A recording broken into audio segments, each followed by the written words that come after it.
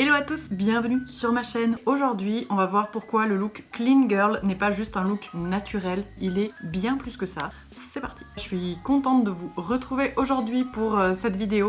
C'est une idée de vidéo que j'avais en tête depuis que j'ai vu passer un peu ces vidéos clean girl, etc. etc. Ça m'a interpellée parce qu'on a plein de ce genre de titres un peu qui regroupent une catégorie de filles, de femmes, de lifestyle, de type de tenue, de make-up, etc. Et quand j'ai vu le look clean girl, j'étais là, ouh, ok, un de plus, du coup un nouveau truc qui nous met des standards, etc. Mais en fait qui a toujours été un peu là sur les réseaux. De manière générale, c'était un peu le look qu'on voyait sur toutes les Insta baddies et les Insta girls qu'on aimait bien. Je pense qu'on a toutes essayé un jour ou l'autre de faire en sorte que notre make-up ressemble au make-up de ces filles-là, moi la première, mais la plupart du temps on s'est raté. Et donc du coup, aujourd'hui je me suis dit, ben let's go. Je vais vous partager donc mon expérience en make-up, ces fameux points sur quoi ces filles-là se concentrent pour en fait avoir le résultat qu'elles recherchent. Du coup, sortez vos carnets, notez, on va voir ça tous ensemble. Vous savez que de manière générale, quand je me lance dans un look, surtout si on cherche à être instagrammable, comme la clean girl par exemple le cherche, ou même si elle le cherche pas, elle l'est, c'est un tout.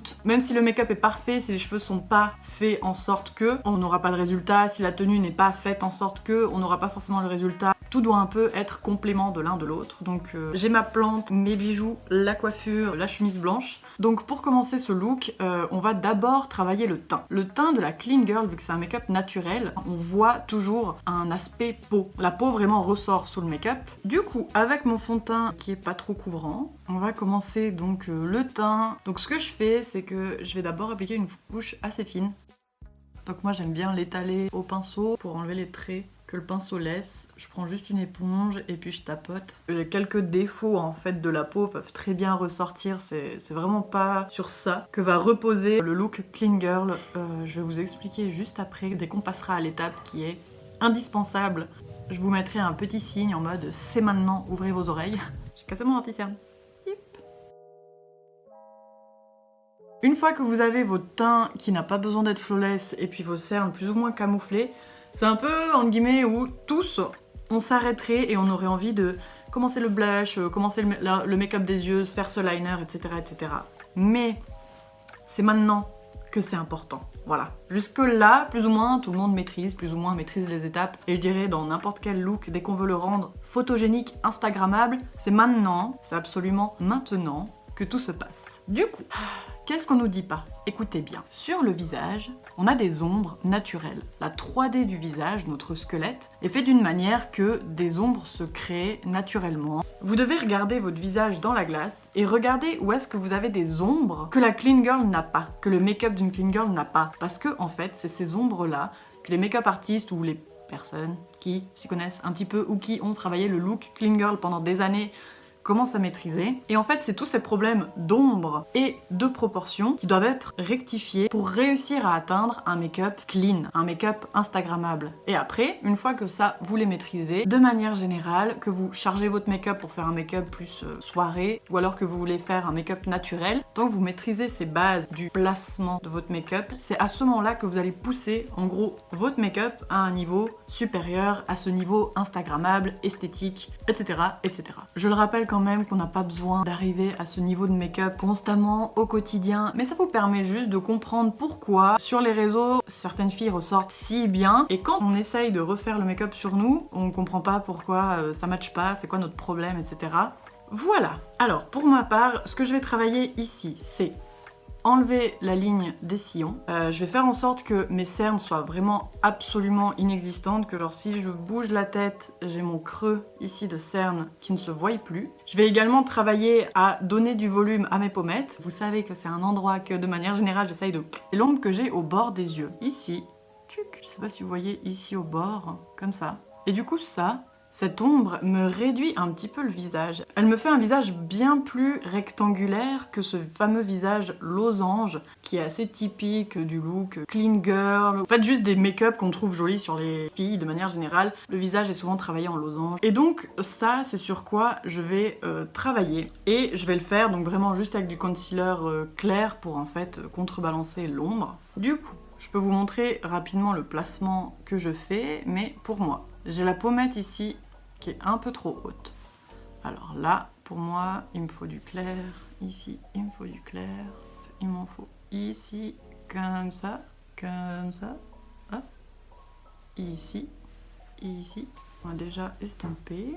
Donc bien sûr que pour les filles qui ont déjà ce type d'ombre qui n'existe pas, parce que peut-être elles ont déjà naturellement l'ossature du visage qui met les ombres et les zones lumineuses au bon endroit, bah du coup pour elles cette étape n'est pas nécessaire. Mais pour le commun des mortels et la plupart des gens, cette étape en fait est importante pour construire son look de manière efficace.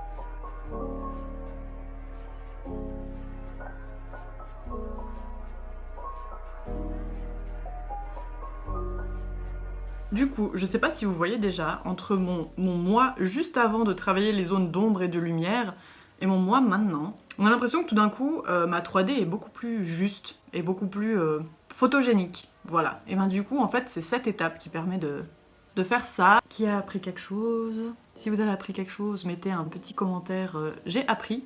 Ça m'intéresse de voir.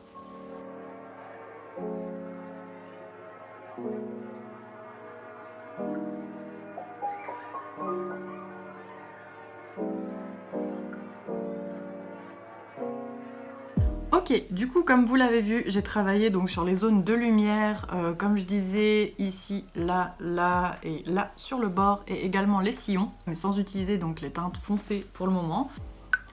Du coup, blush en crème, hop, j'aime bien en mettre là.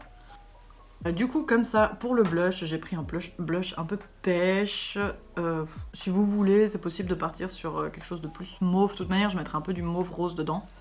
Mais j'aime bien le côté pêche parce qu'il commence à donner un côté un peu bronzer. Donc du coup, voilà. Et pour le blush crème, j'aime bien le mettre là. Et je viens mettre en fait juste là mon pouce comme ça. Hop, je le mets juste là. Et puis là, je tapote. Je ramène légèrement devant, mais pas trop. Et là, je tapote et puis je remonte sur les côtés. Ou comme ça. Puis après, vous pouvez venir au doigt. Voilà.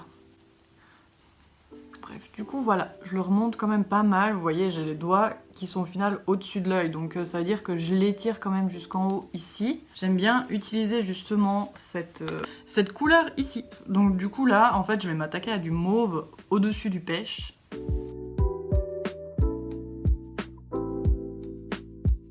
Maintenant, ce que je vais faire, c'est poudrer.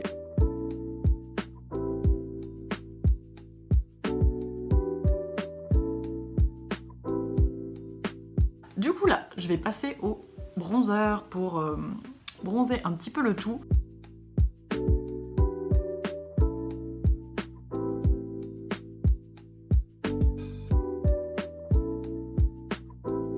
Voilà, je pense que ça se voit assez bien du coup que le visage a été en fait complètement remodelé. Il n'y a plus grand chose à faire, il y a les sourcils à faire, les yeux, quelque chose d'important. Leurs sourcils sont toujours un sous-ton plus clair que leurs cheveux. Et c'est ce qui donne cet effet féminin. Ça adoucit énormément les traits du visage. Tout ce que je vais faire, c'est prendre de la poudre assez claire comme ça ou comme ça. Peut-être mes sourcils auraient cette couleur, mais je vais pas partir sur cette couleur-là parce que ça va trop les foncer. Je pars vraiment sur une sorte de grisé clair.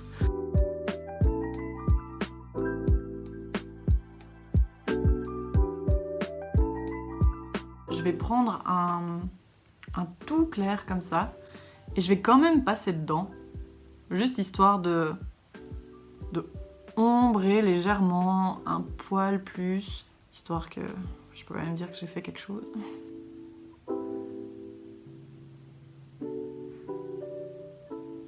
Maintenant, le teint, c'est fait. Les sourcils, c'est fait. La partie suivante importante, ça va être les yeux. Comment les filles qui portent le Clean Girl Makeup se maquillent les yeux.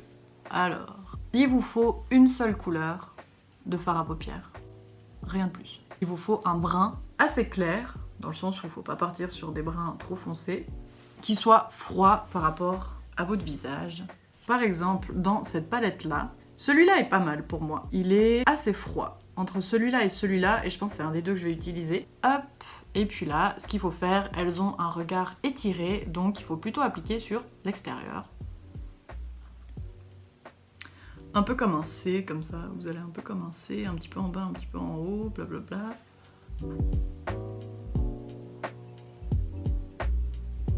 Hop. Vous pouvez justement ensuite procéder au liner. Du coup là, un liner qui va vous permettre d'étirer le regard, pas besoin de le faire trop monter, pas besoin qu'il soit non plus trop épais. C'est parti.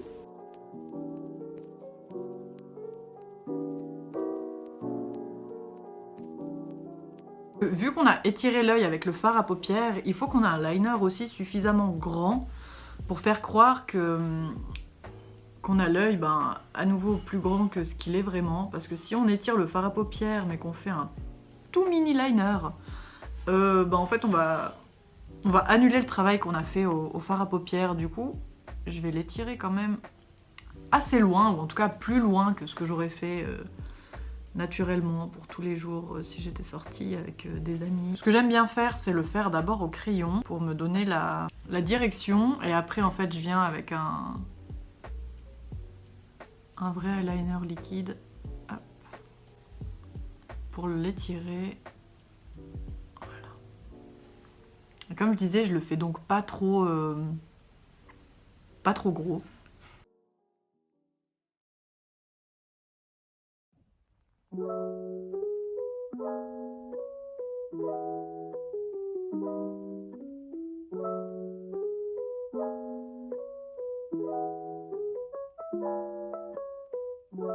Je le fais long, mais pas trop épais.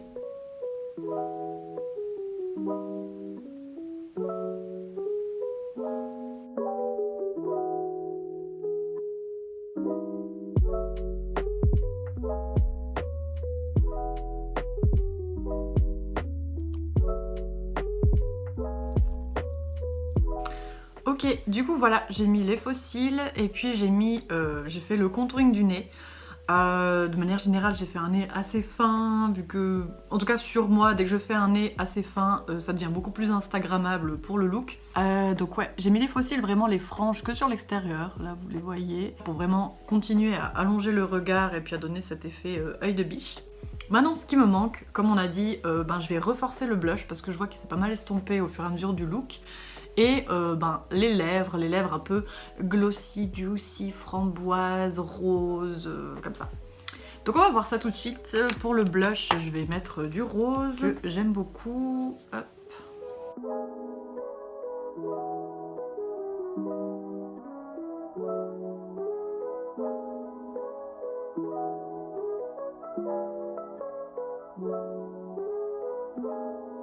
Je vais faire mon liner des lèvres avec un brun foncé. Et là, ce que je fais, j'estompe.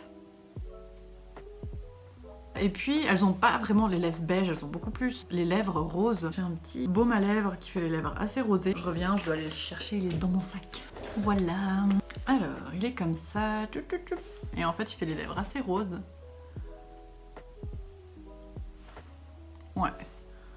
Du coup, comme ça.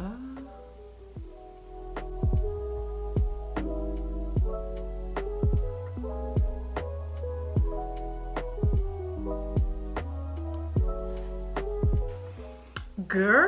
Ok, j'ai terminé le look. Je le trouve pas mal, il rend bien. En vrai, j'aurais encore voulu corriger mon asymétrie ici. Elle me saoule.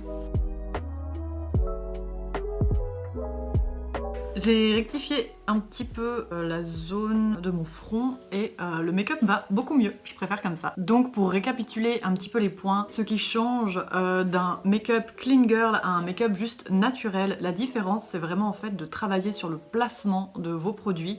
Vous devez vraiment placer vos produits au bon endroit pour rectifier votre forme du visage et les proportions que vous avez. S'assurer de travailler son visage en losange. S'il vous manque des pommettes, eh bien agrandissez les pommettes. Si vous avez le front trop grand, du coup rapetissez-le pour que les pommettes prennent plus de place et plus de volume. Si votre mâchoire est plus grande et c'est la mâchoire que vous devez rétrécir, du coup faites l'ombre de la mâchoire dans ce sens-là pour faire ce losange. Donc du coup voilà, prenez le temps de regarder dans votre miroir comment votre visage est fait, où est-ce qu'il y a de la 3D, où est-ce qu'il y a les ombres, les zones de lumière. Bien sûr faites-le avec bienveillance, regardez pas en vous disant mon dieu il me manque ça, il me manque ça, il me manque ça. Comme vous l'avez vu, j'avais pas tout parfait non plus et pourtant on arrive à faire un look qui au final rend très bien. Donc personne n'a le visage absolument parfait, on a tous le nôtre et il faut juste l'aimer. Mais voilà, comme ça du coup, vous comprenez mieux qu'est-ce qui fait en fait la différence. Maintenant, vous avez toutes les cartes en main pour reproduire ce type de look si ça vous fait plaisir, si vous avez envie, etc. Vous avez donc un peu élargi vos connaissances aujourd'hui grâce à cette vidéo. Faites ce qui vous fait plaisir, faites vraiment les choses qui vous ressemblent, ce qui vous fait du bien. Et voilà, c'était juste ça, le but de la vidéo, un mini tuto avec ce qu'on ne vous a pas dit sur le look clean girl, voilà. J'espère que ça vous a plu, n'hésitez pas à me suivre, à liker la vidéo, etc. etc. Moi je vous laisse, merci encore, bye bye.